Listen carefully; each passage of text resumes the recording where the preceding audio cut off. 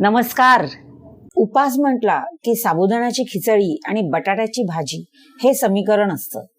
पण आज आमच्याकडे मात्र थोडा हटके तरीही सोपा असा पदार्थ तयार होणार आहे.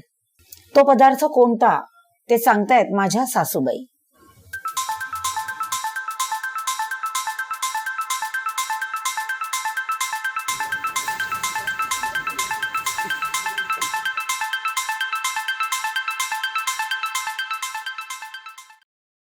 रताळ्याच्या गोडफोडी.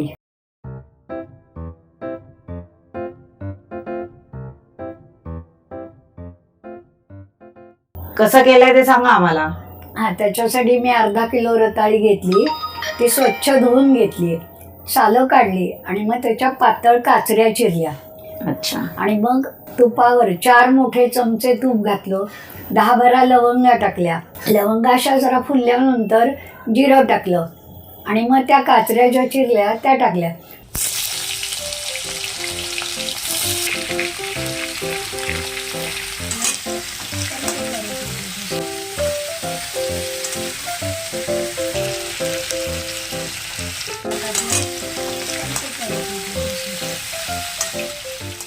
मग झाकण ठेवून 3-4 वेळा वाफ आणली.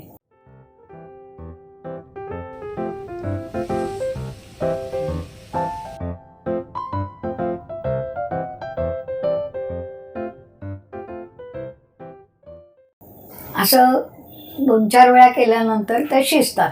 बर. आणि मग त्याच्यानंतर नारळ घातला 1 वाटी. अर्धा किलो रताळ्याच्या काचऱ्याला 1 मोठी वाटी नारळाचा चव घातला.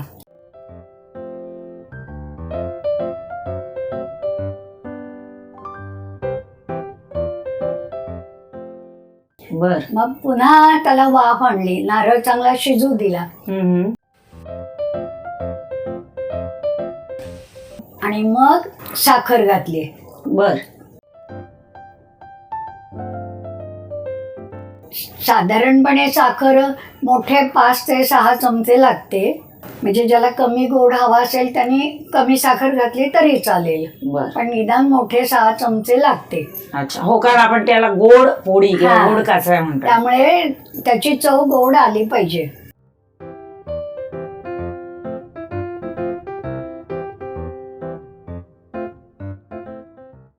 वाव.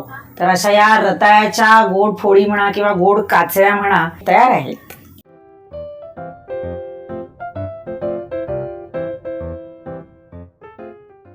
सगळ्यांच्या आत्ताच याच्यावर उड्या पडायला लागल्यात. मस्त वास येतो याचा, खमंग एकदम. आता आपण त्या काढून घेऊया. आपण आता ह्या बाउलमध्ये काढून घेऊया. तुम्हाला ही रेसिपी कशी वाटली आणि तुमच्याकडे अशा पद्धतीने रताळ्याच्या गोड फोडी केल्या जातात का ते मला कमेंट करून सांगा. व्हिडिओ आवडला असेल तर लाईक करा, शेअर करा, चॅनल सबस्क्राईब करा आणि अर्थातच बेल आयकॉन प्रेस करायला विसरू नका. पुन्हा भेटूया लवकरच. धन्यवाद.